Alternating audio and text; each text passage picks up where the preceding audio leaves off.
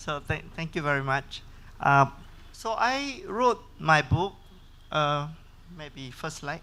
I wrote my book called The Gumption of Mr. Toilet because I want to use the journey where I transform the sanitation agenda from an unspeakable taboo to media center stage. And in the last 25 years, I have created toilets for more than 2.5 billion people.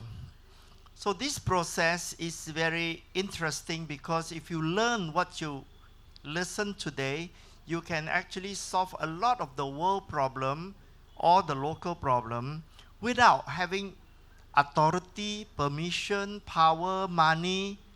You don't need it. You just have to get the other people to do it by designing the incentives for the politician, the academia, the UN system, the bureaucrats. Everybody can follow you if you are a good storyteller. So I started off in life having failed my O level, so I didn't go to university in the beginning. And I started to do business because you don't need a degree to do business. And I created 16 companies in 16 years, all profitable. And I also did it with no money. I get investor to invest the money, and they all make a lot of money with my partnership. Then around the age of 40, I decided that a person lives till around 80. And therefore, if I have enough money, I should not continue to make more money because making more money is a loss-making business. After all, you are exchanging the precious lifetime for money that you are not going to use. So a lot of people think making more money is profitable, but at some point, you must think your time is more precious than money. And the only currency you are spending is your life. And life is only days and minutes, right? So next. I first came to India, and this was a picture I took in Orissa. So I saw in the morning at 5 a.m., all the men shitting on one side of the road and all the women shitting on another side of the road. And in this situation, they find it normal because this has been happening since thousands of years. And in the evening, when the sun set and darkness came, they returned from the farm and they all lie down together to shit a second time. So shitting 2 times a day is actually quite healthy, but is shitting on the roadside. What happened is that the flies goes to the poop, and then they goes to the food of the children, and then they get diarrhea and they die. If they are under 5 years old, the resistance are very, very low, right? And so, of course, there's a lady who already walked out because she cannot stand this kind of conversation. And that's why it proves that when you speak about such thing face to face, it's very important, especially women, when they go out to defecate, they actually run the risk of being raped. And it's very vulnerable. So, next slide.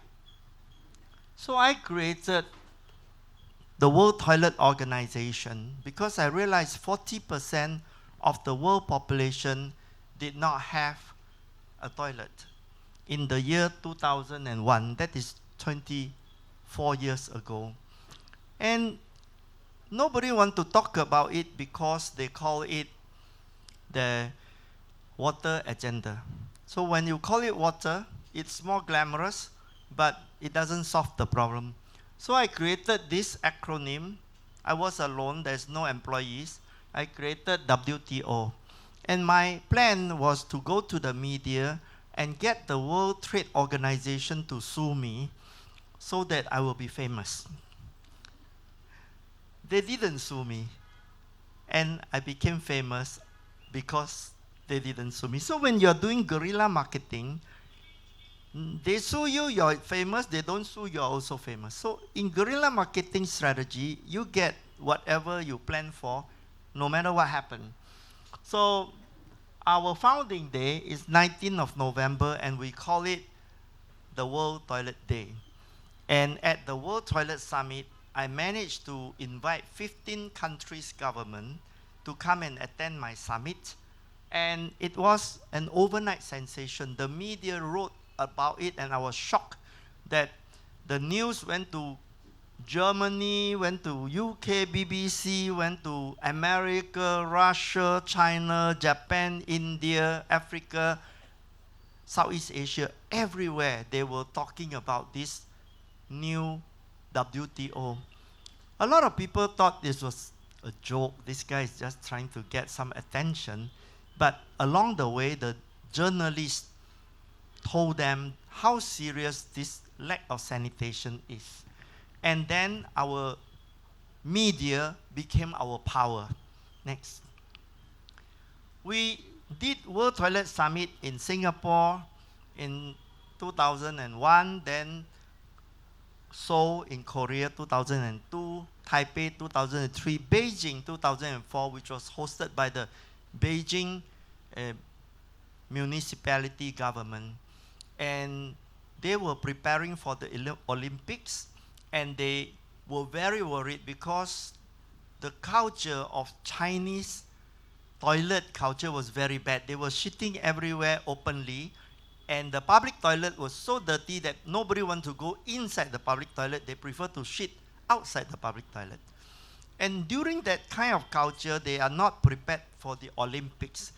And they hosted World Toilet Summit, and I helped them renovate and train the cleaners for 6,600 public toilet blocks. And by 2008, they were ready.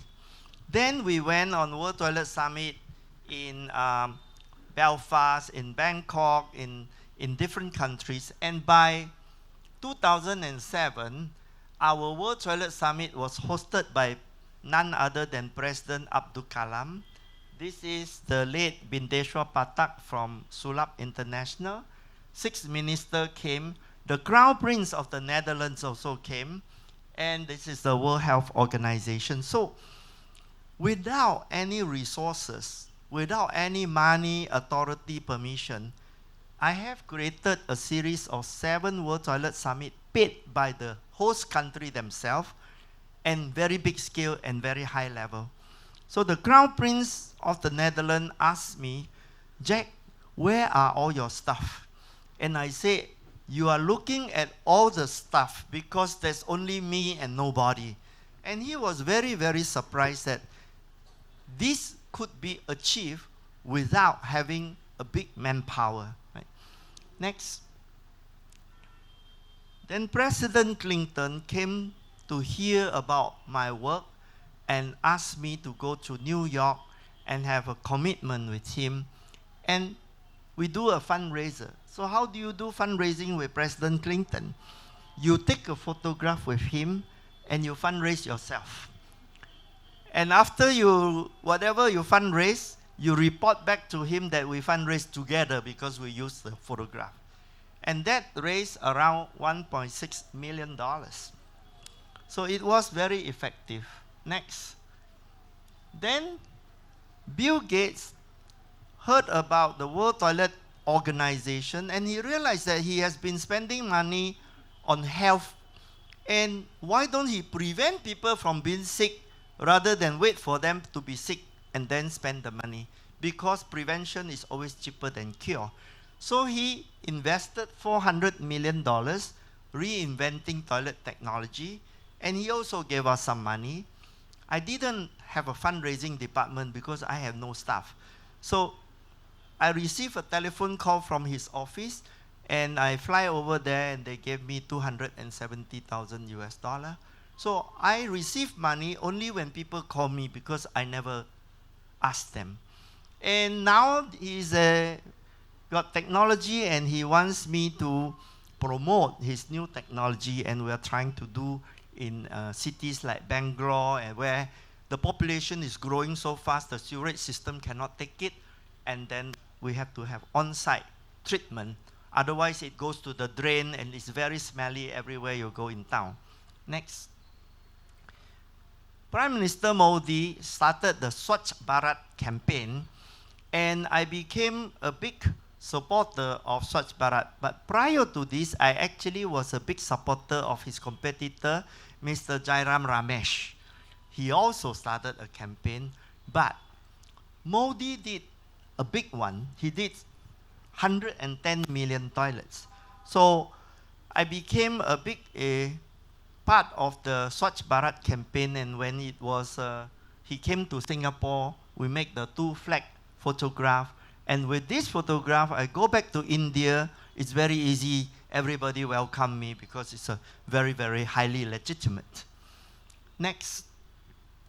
So I went to Brazil for our World Toilet Summit. By the way, there were 3 World Toilet Summit in India, and there is so much momentum, and I also start working with the swamis and the gurus to help them become the sanitation promoter. So there was one time I was in India Today conclave, and there was Uma Bhatia quarreling with Jairam Ramesh, the temple first or toilet first. And then I was also in the same panel, and I suggested to them, why don't we get the temple to promote toilet? And they both agree. So that was quite easy to stop them quarreling. Right? Then in Brazil, 50% of all their shit are not treated. So when they flush the toilet, the shit go directly to the drain in front of their house in the favelas. So the favelas is basically slums. And how do you solve this problem? Because the government, Brazilian government, don't have the money, and the sewage treatment plant will own 94% by the government.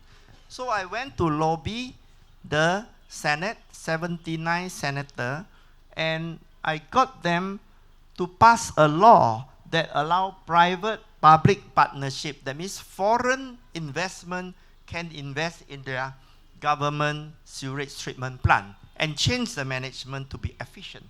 So at first, the senator was very worried that if they pass the law, the union worker will protest against them. So I explained to them that the union workers is something like 30,000, 40,000 workers, but the favelas votes is like 100 million.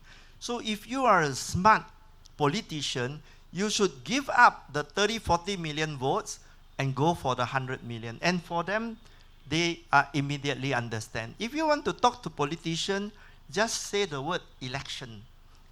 They understand.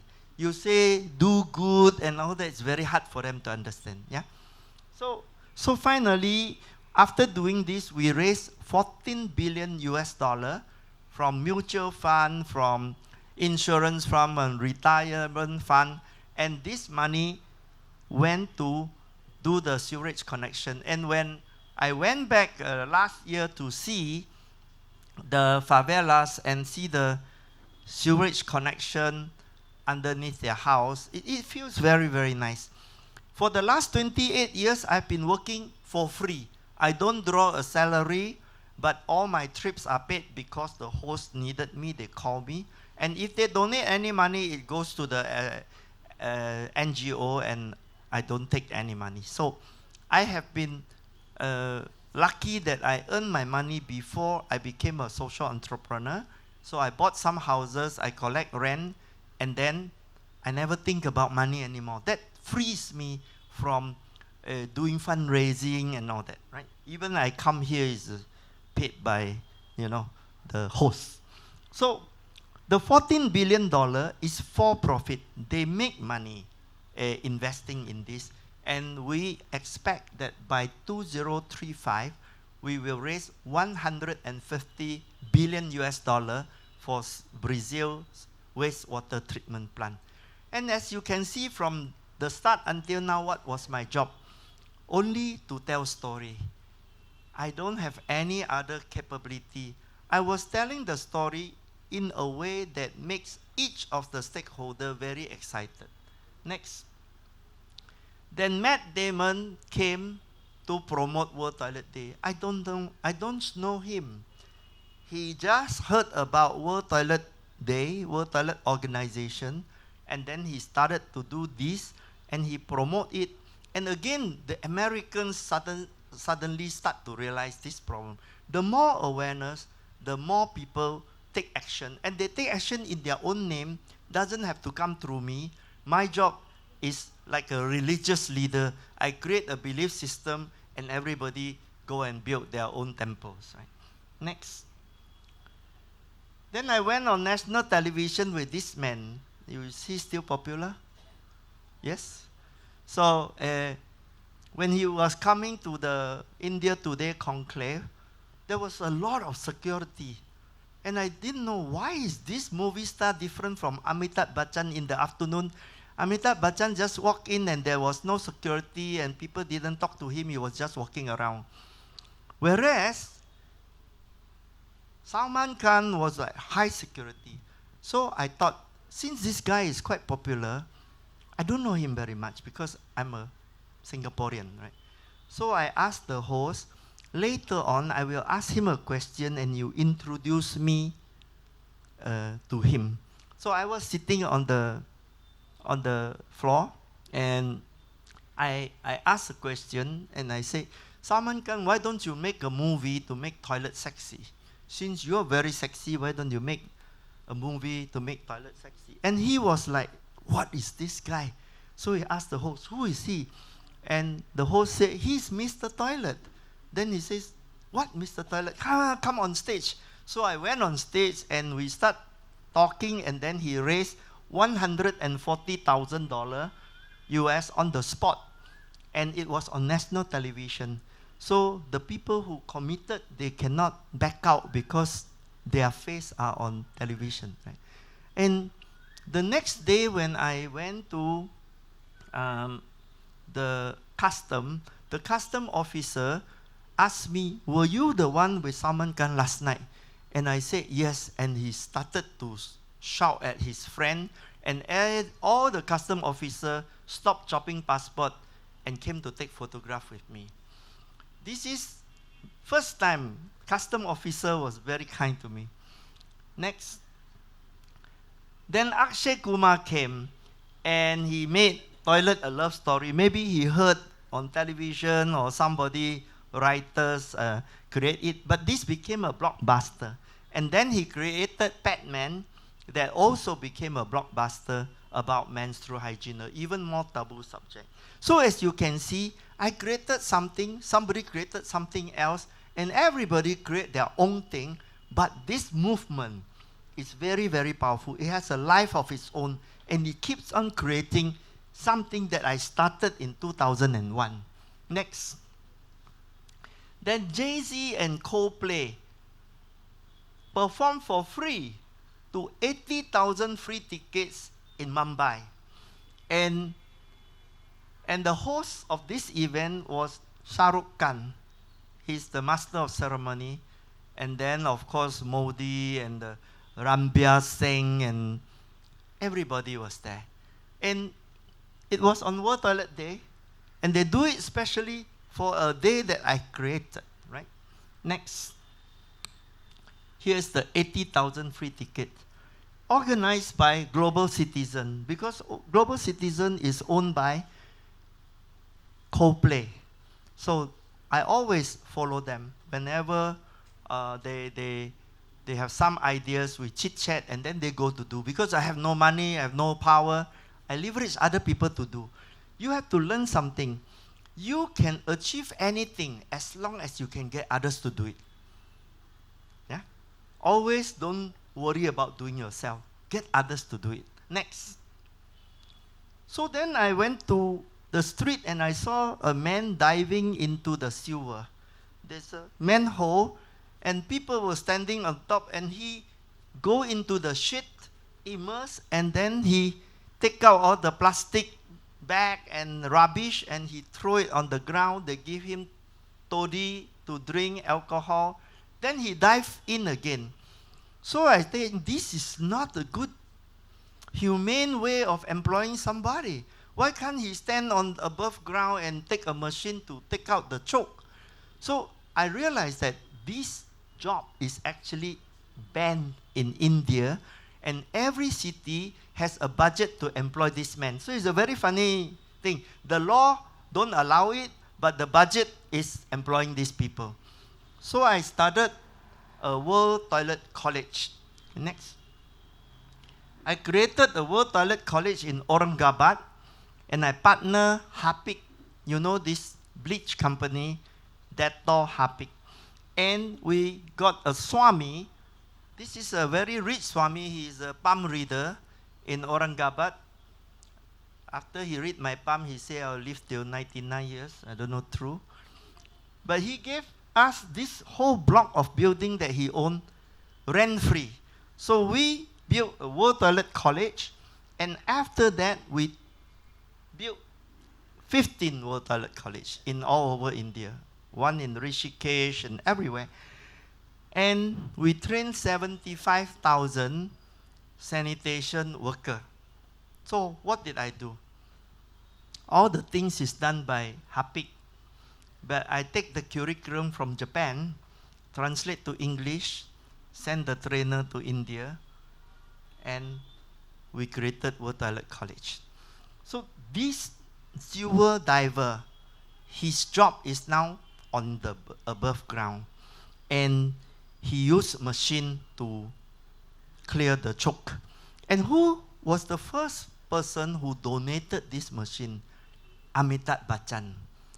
So it's very interesting that even Amitabh Bachchan will donate, right? So after this, it replicates. Some of the courses are online, colleges are online, but we also train, but we place them into job. And the hospital and the officers and the shopping center, they say this training is very important because the professional cleaner is equivalent to a doctor. A doctor cure the person, a good cleaner prevent the person from being sick. Next. I went to the United Nations and lobby all the 193 governments to adopt my founding day as the official World Toilet Day. And they accepted my lobbying, and they signed the resolution tabled by Singapore government, and my little NGO that today employ 2 persons full-time and 1 part-time person created the official UN World Toilet Day. So how do I convince my government to table this UN resolution? Because if you are not a country, you are not a member of the UN. I have to invite my foreign affairs minister to a World Toilet Summit in China, in Hainan Island. And when he was a guest of honor, he saw, wow, 1,000 government officials from all China went to the meeting. And he was shocked that an ordinary citizen of his could create that. Then he asked me, I'm very impressed. Is there anything I can do for you? Then I tell him, that is the reason I tricked you to come to China, to show you. And now you ask me this question, can you create the World Toilet Day? So this was the first time Singapore, as a UN member, has ever tabled a UN resolution by itself. It's a historic. And I felt very happy because if I die the next day, at least I created some lasting legacy for every country in the world celebrate World Toilet Day every year since 2013, officially. Next. So this is the last slide. I want to explain to you what I did. This is a secret formula. I go to the media and tell story. The media, they need advertising income and readership. So by telling the story in a very humorous and powerful way, they increase their readership and income. Then when they start to do that, they legitimize my vision, and I become legitimate because the media says so. And they call me Mr. Toilet, so everybody became very aware of it. Then the politicians, they are very smart people. They saw that, hey, if Jack Sim can bring so much media, then why don't I call him to come and do World Toilet Summit together? And after all, the money is spent by the government budget and the corporate sponsor. So they host my World Toilet Summit. And then the politician start declaring and promising toilet. My job is to help them win election by promising people toilet. And once they do that, then the bureaucrats, because the politicians have no time, then the bureaucrats, they have to justify the policy. So we bring the professor, academia, to give the bureaucrats the evidence. And the evidence shows that investing in sanitation pays back. Every dollar, they get $10 payback. So that is a very good evidence. And so why the professor joined? Because if they don't publish, they will perish. This is university practices. So the professor joined and the bureaucrats pleased the politicians. So they're all very happy. Then I went to the UN. UN, you don't ask them to do work. You do all the work and you say, we did it together. And the UN is very happy if you do that. So when you want to do work with UN, they give you legitimacy. But you do all the work. Then we create influencer, social media, corporates support, because corporate always need the CSR and the ESG. So they like to spend little bit of money to get very big impact. So we can get them to do that. And then align with university. Now I'm starting a WASH center at the National University of Singapore and engage NGO. NGO is very easy. As long as there's money, there will be NGO. And finally, a foreign aid agency, they are not efficient, so we have to train them, and philanthropists. So by orchestrating everybody, I created a movement, and everything is explained in my book. The gumption of Mr. Toilet is 499 rupees, very cheap. Go and get one. Inside this book, I also explain beyond toilet. I explain how to do business and how to make a lot of money before you become a social worker. And I also explain how to have a forever romance with my wife, and maybe you can do that with your wife, because men don't understand the woman. So that book explained a little bit, maybe not all the time applicable, but you can use the ideas there. And how to die feeling that you have fulfilled. Okay, so now that's the end. I want to ask question, and everybody please ask all your question. I like to answer it.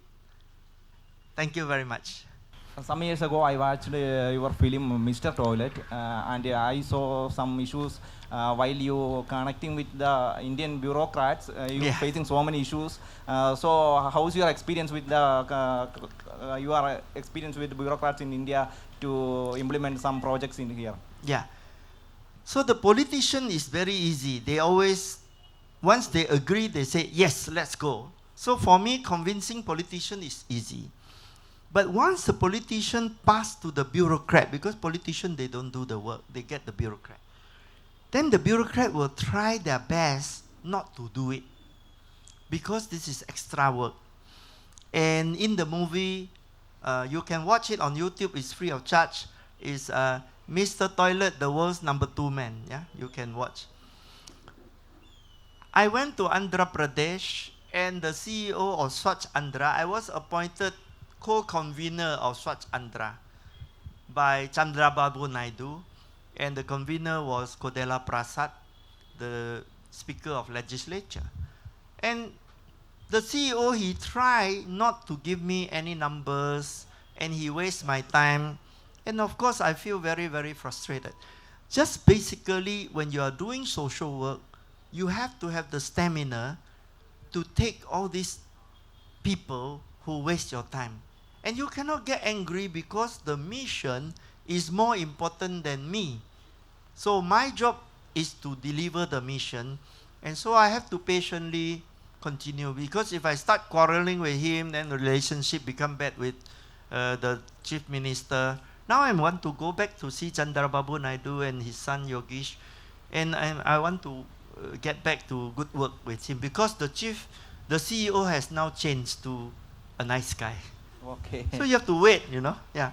Okay, I have asked one more question. You have, I think, you have a good, successful business model, something like in NGO. So how do you get that into action?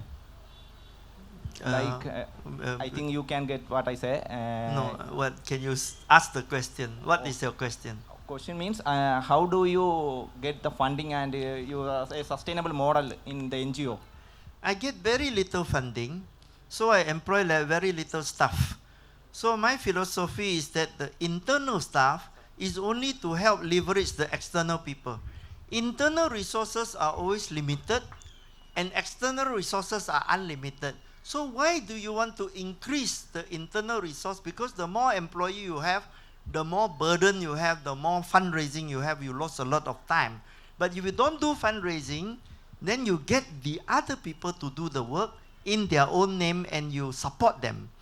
And when you support them, they're very happy because they're not working for me, I'm working for them.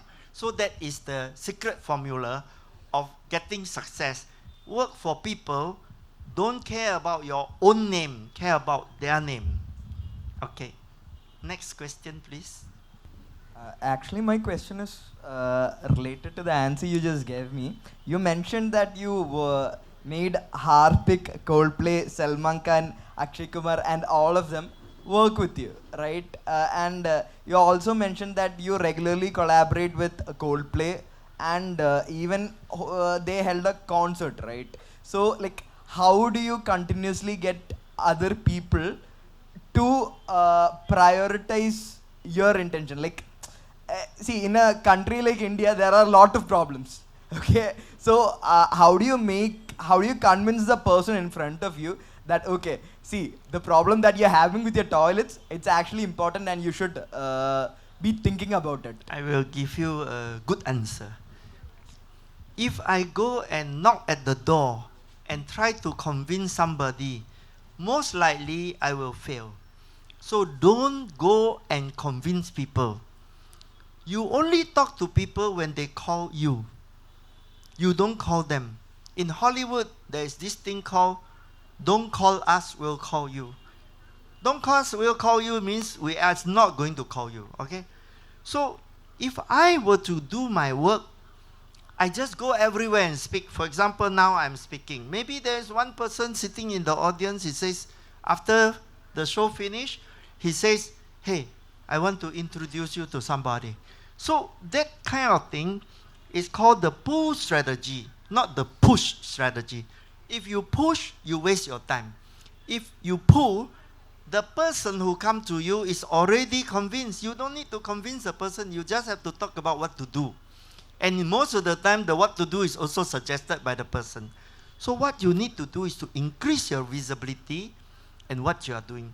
On the other hand, I also think when people say India have a lot of problem and big population, whatever language you are saying out of your mouth, try to say it in such a way that it helps the solution. If you say things that are very sad, then your own energy start to go down. So you have to say things that are very positive, very possible, very optimistic. Sometimes you might wonder, if I say too much, that I sound like a bullshitter, right? But optimism is not bullshitting. It's just a belief that, okay, it's very difficult, but it can be done. Then you ask, how? So you don't say, can I do it? Don't ask this question. Say, how can I do it? When you ask this question, how can I do it?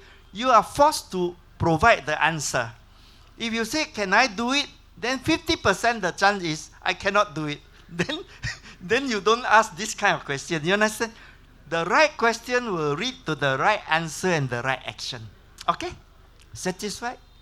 Hello. Yes. In Kerala, some engineering college students found out how we can clean automatically the manholes. In Kerala, 100% ODF free. You know. Yes. In Kerala achieved 100%. Mm. So we are having some technologies developed by the engineering college students to clean the manhole.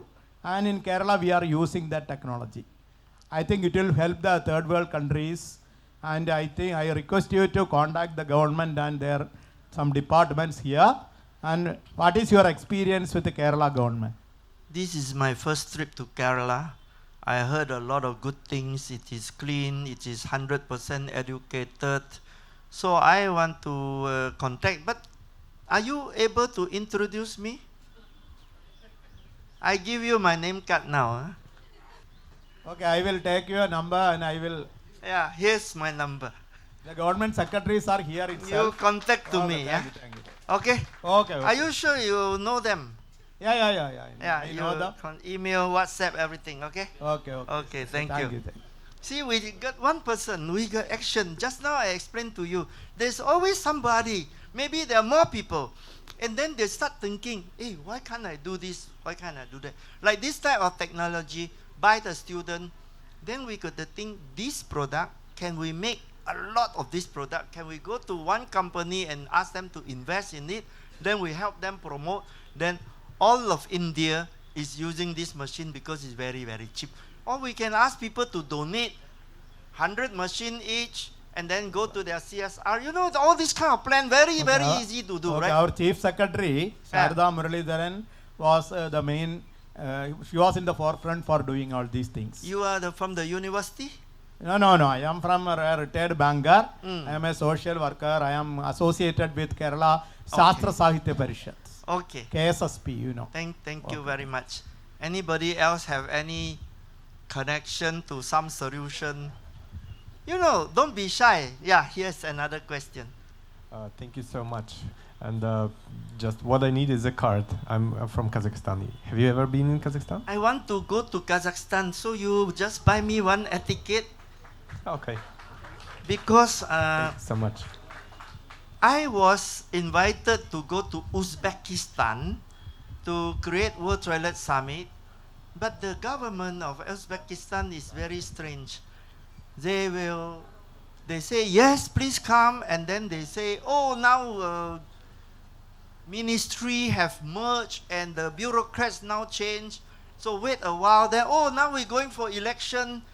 So the stars are not aligned for Uzbekistan, but the person who is interested is still looking for the opportunity. So if I come to Kazakhstan, then I go to Uzbekistan together. I've never been to the Stan country except Mongolia. But I am now 68 years old, and I've only traveled 64 countries. So it's a little bit not up to quota. I will add that, yeah? Thank you very much. See, two deals, right? Any more? I work for free, so you can use my service free of charge. If you get McKinsey, you get lousier service than me because I have intention and they just want to charge people money. I have heard that Singapore is quite expensive. So you might have some kind of a software requirement which you can outsource to Kerala, right? Yeah. Your NGO. My two employees are all Indian. One live in Dubai, one live in Bangalore. They're Oh. not employ Singapore You staff have because already it's too outsourced. expensive. Okay. Yeah. But Okay. I also outsource to volunteers who work for free. So I got almost 100 volunteer every day working for us for free. So Okay. anyone want to volunteer, come and get my name card. Yeah. Okay. Good. Because we like free things, free service. Okay, next question. Not much chance, you must ask. This gentleman very curious, very good. Yeah. Why can't you make it an open source that course so every corporation in India can use that? The thing about the course is that if you do open source, you still have to promote it. If you you need do to- it as open source, I think the people will take it and use it. No, you need to recruit the people, sign up. If you just put everything on the YouTube, Not there is YouTube. nobody. Mm. Because everyone is flooded with information. But if you curate the course and people actually, and also a lot of the thing like cleaning toilet and emptying the the manhole, you need physically to do it also, you know. Theory is not enough. What's happening is there are so many people are dying due to the manhole cleaning, mostly in Tamil Nadu. I think all over India, I will tell you their lifespan is only 45 years old. And they are the breadwinner, and they are mostly the Dalit. And when you see this kind of injustice, it's so many layers. First, there's a caste injustice. Secondly, there's a inhumane job, the non-safety of the job. And then the third is he's a breadwinner, and when he died, the whole family, usually they have a lot of children and all that. So I visited their house. I see a lot of this. I go to tribal villages. I went to slums. I'm going everywhere. I'm not always dressed like that. I go into very places that are very, very poor and very dirty. And I talk to the people, and I understand. Like a lot of the poor people, they say they don't have money. Then I say, hey, you don't have money, how come you can pay for the cell phone? Before the cell phone came, you have no money. After the cell phone came, you have money to buy cell phone. Where the money come from? Then they say, oh, I start to earn more money. I work harder. I grow some chicken, sell them, and then what? Oh, I cut down on alcohol. I don't eat so much snacks, and I don't donate too much to the temples. Usually they can create money. So why they have a cell phone is because jealousy. So we have to make toilet jealousy. If you don't have toilet, everybody in the village laugh at you. Then you can promote it. Just like Prada, Louis Vuitton handbag, it's the same. Jealousy. Right? Okay, any more questions? We still have time before the big party. This gentleman with your son, you wanted to teach your son something, please ask a question. You know why people don't ask question? They think it's a stupid question. You must learn how to. Another reason I wrote the book is called Gumption is because the school teach you to be a robot. And if you follow the school, everything that the school teach you, you will be jobless at the end because they teach you to be a robot. And the robot will take over your job. So currently the educational system is very, very useless. Okay? So you have to learn curiosity, courage, compassion, commitment, collaboration, everything. Nothing of this is taught in the school. That is why I want to use this book as a school textbook. If you know your local school, your Ministry of Education, I'm very happy to talk to them because the story of how I created World Toilet Organization movement become a story for gumption, not for toilet, but for preparing the child capability in the age of AI. AI will remove all routine job, repetitive job, rote learning job. Yeah? Okay, please. Sir, what is your inspiration to become Mr. Toilet? Inspiration is when I was 40 years old, I know that people die, Singaporean men die around 82. So at 82, the last 2 years is sick, you know. When you are 80, you will have cancer, dementia, diabetes, kidney failure, all kind of problem will come to you. So I set a countdown on my phone, and I count down from 14,600 days, that is 40 years. And today I will tell you how many days before I die. I have how many? 4,410 days. Then I die at the age of my 80th birthday. So if I have 4,410 days, do I want to chase money? No. Do I want to be famous? No. Do I want to be powerful? Do I want to be chasing all this useless thing? No. Because when you die, everyone forget about you. So that's not important that they remember you. You don't even know who comes to your funeral. So what happened is, only thing you can do is when you are alive. So every day become precious. I didn't do the countdown till 82 years because the last 2 years I know I'm on the bed with all the tube everywhere, and I also cannot travel. I have arthritis and everything is wrong. Because do you know that you are going to die? Anybody believe that they don't die? You are all going to die.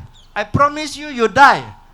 So if you're going to die, why don't you do something when you're alive? Yeah, that is the motivation.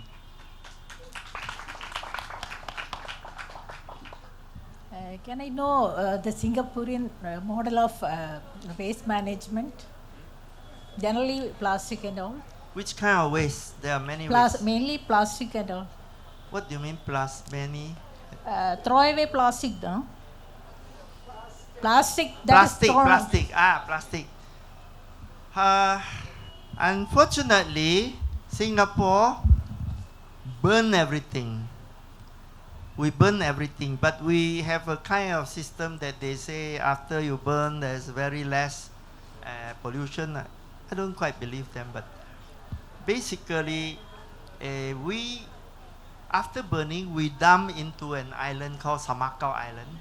We plan that it will become full, and we don't have much space. It's only 720 square kilometer. It is very rich. Our government never changed from 1959 until today. So the same ruling party can plan 30, 40, 50 years ahead because they know they will still be there. So we have very good government because it's dictatorial. If it's not dictatorial, it's very difficult because they are changing all the time and everything slow down, right?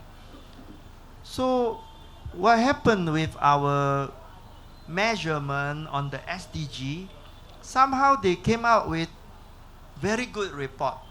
I think they invest in clean technology. The plastic bag, we didn't ban it. I wish they banned it, but they charge 5 cents. So a lot of people reduce the use of plastic bag. Yeah. But I don't know the detail of plastic bag recycling because I'm a toilet man, so I only know about shit. Yeah. Thank you, sir. Other question, please. I know everything except the thing I don't know. All the rest I know. Please, any more? We have like 5 minutes. Is it no more question? And if you want to join on LinkedIn, you can also go and find me. Then we can talk. Yeah. Thank you so much, sir. I hope you get more connections before leaving Kerala. With your unique charisma and dedication, we hope you inspire movements, initiations, and to improve millions of health and dignity globally. Thank you so much. Now, as a token of our love and appreciation, we would like to give you a memento, and I would like to welcome Mr. Pratish, Assistant Manager of Club FM, to hand away the memento.